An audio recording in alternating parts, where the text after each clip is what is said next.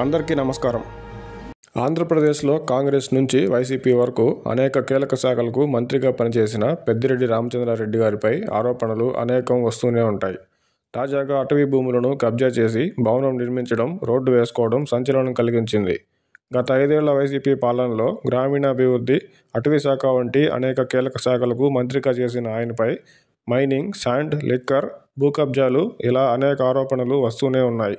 అయితే ఇప్పటి వరకు ఏ ఒక్క ఆరోపణ కూడా పెద్దిరెడ్డి గారి వరకు వెళ్లలేదు.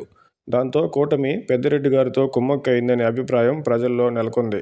కూటమి అధికారంలోకి వచ్చిన కొద్ది రోజులకే దాదాపు 900 ఎకరాలకు పైగా అసైన్డ్ భూముల రికార్డులను తారుమారుకు సంబంధించి మదనపల్లి ఆఫీసులో ఫైళ్లను దగ్ధం చేసిన ఘటన గుర్తుండే ఉంటుంది.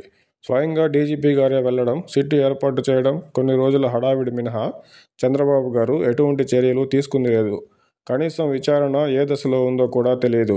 కూటమి ప్రభుత్వం పెద్దిరెడ్డి గారిపై తీవ్రమైన ఆరోపణలు చేస్తున్నప్పటికీ ఎలాంటి చర్యలు తీసుకోకపోవడంతో చంద్రబాబు గారు పెద్దిరెడ్డి గారితో కుమ్మక్కయ్యారని కొందరు అంటుంటే, మరికొందరు సీఎం, డిప్యూటీ సీఎంలకు పెద్దిరెడ్డి గారంటే భయమని అంటున్నారు. దీనికంతటికీ కారణం ఆరోపణలు చేసి చర్యలు తీసుకోకపోవడమే కదా.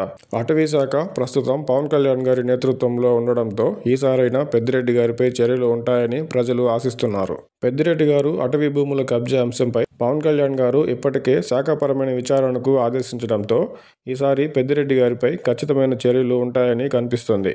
ఎందుకంటే కొన్ని రోజుల ముందే సరస్వతి పవర్కు కేటాయించిన భూముల్లో రెవెన్యూ, అటవీ భూములు, అసైన్డ్ భూములపై విచారణ జరిపి ఆ భూములను ప్రభుత్వం వెనక్కి తీసుకుంది. పెద్దిరెడ్డి గారి విషయంలోనూ పవన్ కళ్యాణ్ గారు ఖచ్చితంగా చర్యలు తీసుకుంటారని ఆశించొచ్చు.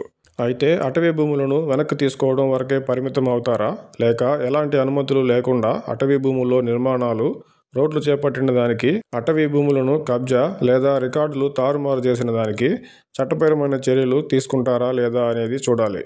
ఏది ఏమైనా ఆరోపణలు ఉన్నా ఇప్పటి వరకు చిక్కని పెద్దిరెడ్డి గారు అటవీ భూముల అంశంలో పవన్ కళ్యాణ్ గారికి చిక్కినట్టే భావించాలి.